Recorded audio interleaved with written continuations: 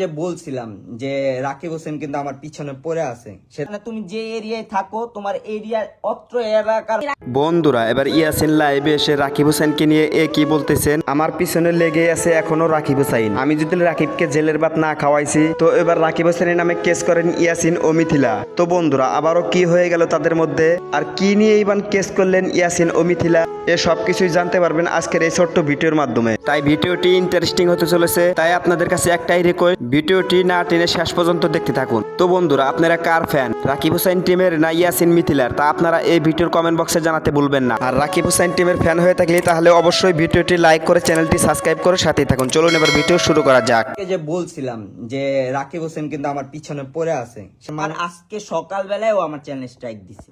তো এই দেখেন এখানে কপিরাইট স্ট্রাইক পড়ছে। তো রাকিব হোসেন নাকি ইয়াসিনের ইউটিউব চ্যানেলে কপিরাইট স্ট্রাইক দিছে রাকিব হোসেন। তো এই কারণে ইয়াসিন রাকিব হোসেনের নামে মামলা করলেন এবার।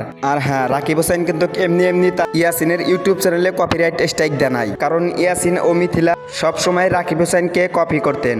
আর এছাড়াও রাকিব হোসেনের ওয়াইফ নুসরাত জাহান অন্তরাকে নিয়ে সবসময় বাজে মন্তব্য করেন ইয়াসিন ও মিথিলা। তো সেই কারণে রাকিব হোসেন তার ইউটিউব চ্যানেলে কপিরাইট স্ট্রাইক দিয়ে দিয়েছেন। তো এই বিষয়টা নিয়ে ইয়াসিন কি বলে চলুন শুনে নেওয়া যাক। আর তোমার বউর দ্বিতীয় বিয়ে যে হয়েছে, হ্যাঁ এই কথা ভাই আমি বলতে চাই নাই।